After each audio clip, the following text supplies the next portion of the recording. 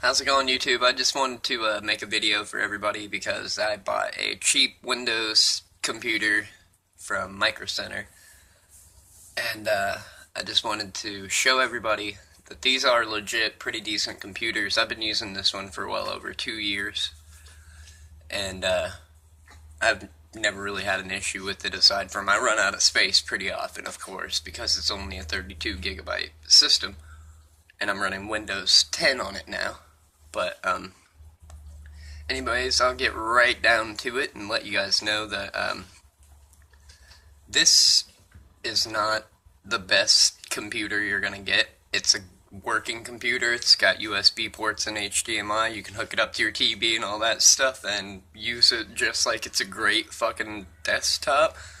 But I hardly ever use it off the charger. I have a keyboard. I don't use the touch screen because it's kind of dead in some of the places. Not very responsive. But I wanted to go through today, show you guys just how to add some RAM to your little WinBook. Because of course I bought the it's like $100 8-inch tablet, the second best one, I guess, if you want to say that. But mine only has 2 gigs of RAM, and it's kind of terrible. So I just wanted to let you guys, because you'll get pretty much, I'd say once a week, you'll get the low memory thing that tells you you're low on memory, so you'll have to delete some stuff in your stock, especially if you upgraded to Windows 10. If you kept on Windows 8, you're good. You're going to be fine for a while, because whenever I was on Windows 8, with all of my files compressed in my C drive, I was able to have 17 to 20 gigs almost of usable downloadable space. I upgraded mine to Windows 10 thinking it would probably be a smaller package with kind of less bulk in the bullshit department. But no, it's a bigger file. I'll show you guys just for example. But shoot. Oh. Well. Alright, there's my C drive. See, I only have 6 gigs free. It's just filled with a bunch of bullshit for some reason. And I have nothing downloaded right now. Usually I'm sitting about 9 gigabytes, so I'm not sure exactly why it's like that.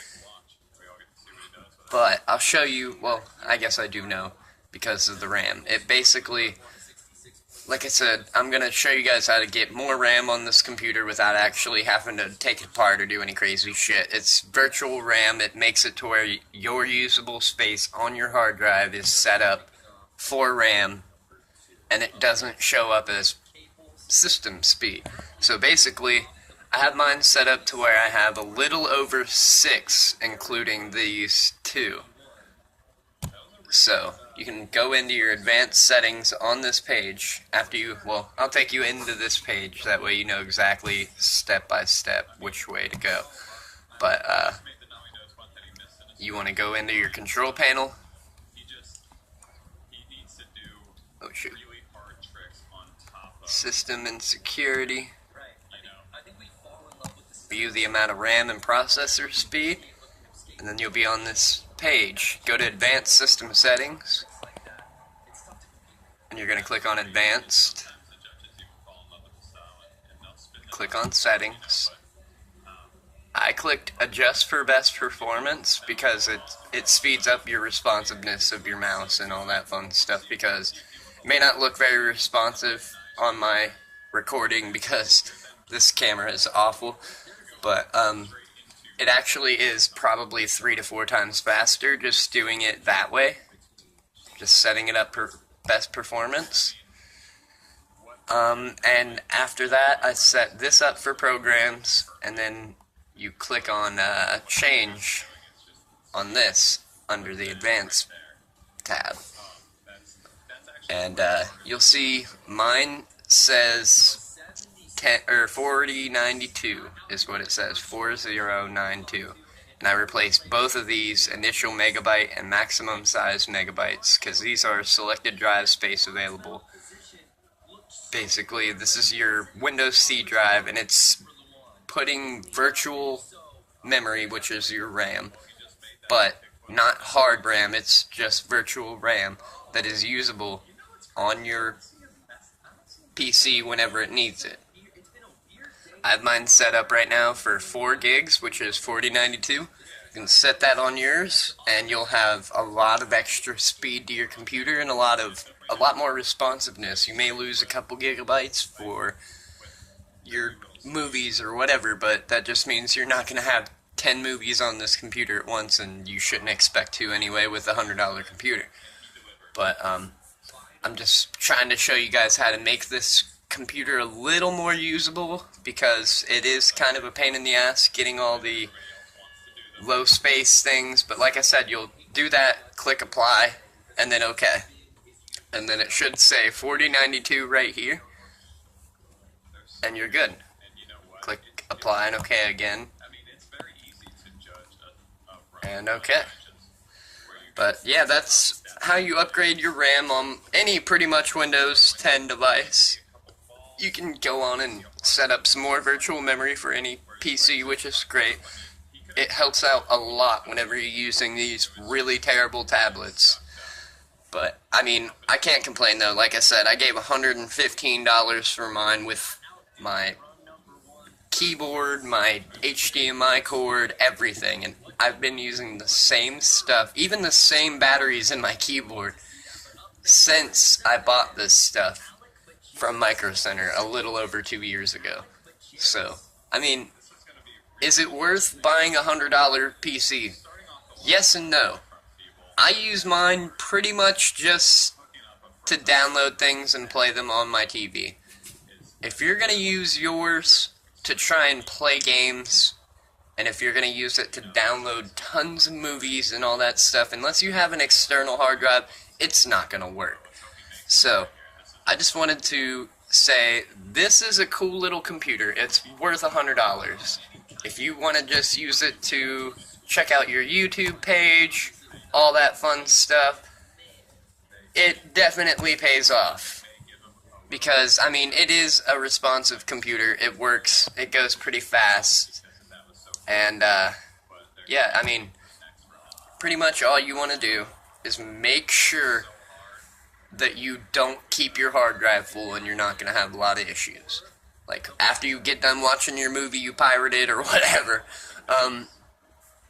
just delete it. Delete the movie, and you'll be fine. But, I just wanted to show you guys that. I might make a breakdown of only the RAM portion. So, this is a little bit of an in-depth thing for WinBooks, I guess, because they aren't very great. And I just wanted to let people know they are good enough for their price. So if you've been on the fence about going to Micro Center and picking you up $110, $120, I don't recommend the 7s because they have even less space and even less RAM. So if you're going to go for it, get the $120 8-inch one like I did. Don't go for the big old massive one, because you might as well just go for an Acer or something like that. But, like I said, just go for the cheap one. $120 is all I paid with my keyboard and everything. So if you want something decent that's going to get you through what you need to do, this will definitely do it, because this is really a responsive computer.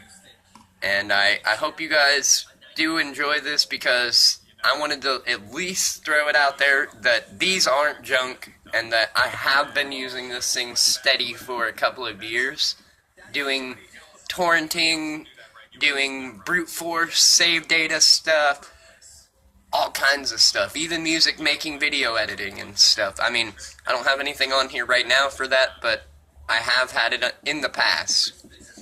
But, yeah, I mean, give me a like, comment, subscribe. Let me know how your guys' WinBooks are doing. I'd like to hear what people have done with their WinBooks to make them a little better, or maybe I'm missing a step in this to show people that they could be better.